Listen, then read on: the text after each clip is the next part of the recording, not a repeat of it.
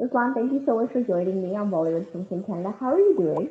Oh, I'm actually doing very well. Lots of good things happening, and excited to be on Netflix because it's something that we all watch. Netflix is something I've been watching every day for a long, long time now, and just having something there, I'm going to be able to watch myself. So I'm happy. I'm excited.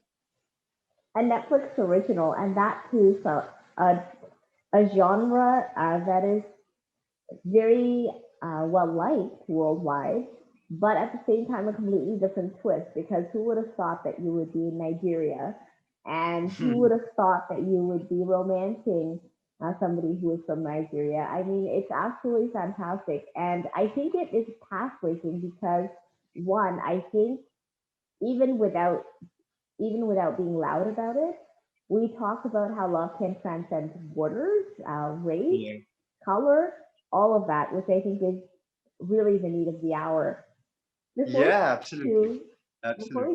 Namaste, Wahala, let's talk a little bit about your journey. It's been over, what is it, over 13, 14 years now? 2007, Yeah, is it's been it? 13 years. Yeah. And I think about every single time I think about you. I think about Mera Pehla Pehla Pyar just because it was the Mhm. first time I had watched you on screen, and Yeah. I think every single youth I knew had watched that film, and all of us were in love with it. Looking back to where you were during that time, that headspace as an actor, as a person, what is the one thing that has remained the same completely as an actor and completely intact as a person? That I never took my fame or my success seriously. I still don't. I, there's some people who love to be famous or to be in the limelight. That is something that I've never. It's never been a driving force for me. So I've never acted or worked or done anything in life to be famous. So I don't necessarily like the limelight. I would shy away from it. But because I'm an actor, then there is no choice and you have to do it sometimes. But I'm not, I would love a life where I just work, I do my films, and I go back home with a good paycheck and I live my life. So acting or work or films or anything that I work on is actually not my life. Hmm. My life is beyond it. So that's how I've always been. And so that is one thing that has been constantly the same. Hmm. And of course, with the new addition to your family, I bet that life is completely different now than it was in 2007. Yeah, absolutely. Absolutely. That time was a fun time also for a single guy to have a romantic film out there. Lots of female attention. And I really had a blast. I enjoyed that phase of my life. And now things are so different. Now I look at, uh, I've also like understood myself, right? And the pandemic and all that also changed so much about me, about my thought process, and I'm in a much clearer space now.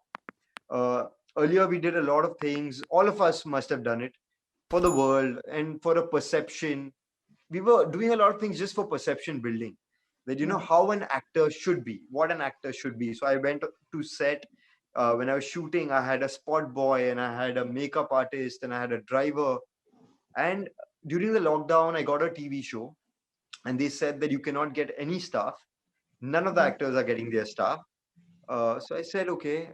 I thought, let's see how that works out. So I show up on set, driving myself, no spot boy, and I realized I didn't need anybody ever because I was so low maintenance and I knew exactly what I needed, and life was just so smooth. I and I've just evolved as a person, and I'm just happy about the space I'm in, and I'm just enjoying everything. I don't take anything seriously. I don't look, earlier whatever I did, I was always thinking about what this project or this film can do for me. I've Okay. stopped that. I've stopped that. I've just reached a space where, okay, I've done this film. It's going to come on Netflix. You watch it. You don't want to watch it. There are 100 things to watch. And, life will just move on for me and the audience and everybody else. So I think I'm just in a different space now. Hmm. Hmm. It's interesting, right? You talk about learning lessons. You talk about the things that the thrills that we have in life that you can sort of let go of. And what I really like about the trailer of Namaste Wahala is that it almost feels as though when I'm watching it, I forget that we're dealing with two completely different cultures because when I look at it, I'm like, oh, that looks like my family. This family looks Mhm. like my family. And I think that one of the things that I'm hopeful will come out of this is that we will start to realize we have a lot more similarities with people worldwide than Absolutely. differences. But tell me a little Absolutely. bit about shooting in Nigeria. I understand that first you thought it was just going to be released in Africa, which was the case. But of course, it's now a worldwide release, Yeah. which I'm very excited about. Tell me a little bit about the shooting component of it and what you love the most about shooting there. So, it was a totally, outer world experience for me. I've been to Africa, but I went on a safari. So I've really not been in a city. I've not interacted with the people there. Um, Interacting with tour guides and interacting with people, with actors, with technicians who are in the same field as you is a total different world. And so I even took up this project for that experience because Right, as an actor we work in India, and if somebody tells you that you get an opportunity to work with different crew and a different set of people, um, so I just took it up for that experience because there's always something that you bring back home, right? right, There's something which I've learned on this set, and there's so much energy with actors and artists all over the world. They love cinema so much. They love their movies so much, and Bollywood is something so big. right. I just I'm so glad that I'm a Bollywood actor because everywhere you go, if you tell them that you're from Bollywood, you're an actor, they're like, oh, Shah Rukh Khan, or even here. That's true. So here, the person who was playing the lead, the girl's father, his name is RMD. And when I was offered this film, I was told that RMD is also a part of this film, and he's like the Amitabh Bachchan here. So I did little research, and whatever I could get online was limited. But when I reached there, even at the airport, when they asked me why am I here, I said I'm here for a film. They're like, oh, okay. I said RMD is in it. Oh, RMD is in your movie, and I would get this reaction. So I just started throwing it wherever I went. Even in my hotel, I was like, yeah, I'm doing a film here and RMD is in it. Oh, okay. You're doing a film with RMD. Wow. So everybody was doing that. And when I met RMD, I was like, hi, it's an honor to meet you. Because by then, I knew that he's somebody big. He is Amitabh Bachchan Right. for them. So when I met him and I said, sir, it's an honor to meet you and this and that, he said, no, the honor is mine. I love Bollywood. I love your cinema. And my favorite actor is Amitabh Bachchan. Have you met him? I said, yes, I actually have met him many times and I know him pretty well personally. And he's like, wow. And then he started telling me, he's like, okay, now tell me if this is good. And he started doing a scene from Khudagawa, and he was saying all his lines, and I was just like, what is going on? So that is the power of Bollywood and the Indian film industry all over the world, and it's an honor to be a part of it. Then after that, I started feeling the pressure that all these people here, they watch only the Shah Rukh Khans and the Amitabh Bachchans, and I'm nowhere in that league. So I better prove to them that all Indian actors are that good. And I really wanted, in a sense, I was out there representing my country as an actor, and I wanted them to think all Indian actors are fab. So I would do every take in one take, every shot in one take, just to prove that this guy knows his stuff. So I was just having fun on that. Nice. What's the one thing you learned about Nigeria or Nigerian culture that you have absolutely it's defining for you? If somebody was to ask you, uh, how is Nigeria? What's the one thing that stands out in your mind outside of the shooting process? Uh, the food, okay, they are big time foodies like we are in India. Their food is really important to them.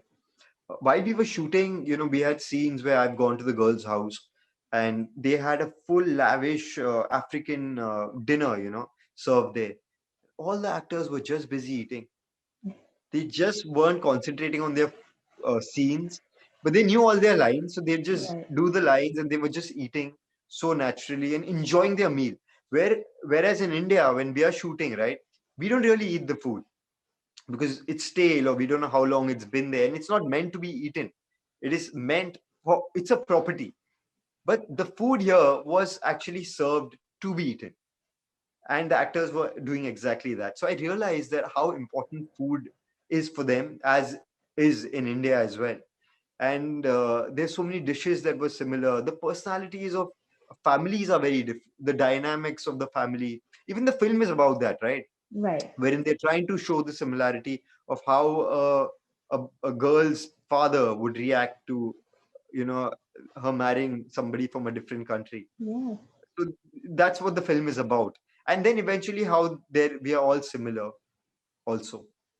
Exactly. And it's a global community at the end of the day. And I Exactly. think that's exactly what comes out in the trailer as well. Again, uh, although the genre is sort of like a romantic comedy, I think that there's so much to learn from it because as a viewer, as a South Asian viewer based in Toronto, I can tell you, I don't think that I have seen anything mainstream, so to speak, that pairs up an Indian person who, somebody who identifies as being Indian with somebody who identifies as being African. And I think that pairing is just one fresh, and Yeah. two, I think it speaks volumes for where we are at globally as a community, that we Yeah. can see that pairing and love it and Yeah. not be phased by the two people that are on screen together. So I think Yeah. it's No, I pathbreaking. think the total credit for that goes to the director, obviously, Hamisha, and the producers for even thinking up something like this, right? That they should make a film like that. And the brief that was given to me by my director was very simple. She said that when any African girl or anybody in the world watches this movie, they need to think that Indian boys are hot and we will fight with our families to be with them. So that is the only brief I got. You are playing a character who's an investment banker, but remember in the back of your head, you represent India, you represent all the way India has been represented in Hollywood. You need to break that through Yes, this movie. You need all the girls who watch this movie to say that, yeah, Indian guys are actually good looking or they are hot or whatever. You just need to charm everybody who watches this movie. And she said, and then you have to start doing that. Once you enter this city, everybody who meets you should be charmed by you. So these are the simple briefs that I got. That this was my job. And she said that, see, the whole movie is very realistic, but your character is aspirational, wherein any girl in Africa, if she's going to go against her family, it has to be for somebody like that. And you need to be able to get that on screen. So I don't know if I've managed that, but the promo seems okay.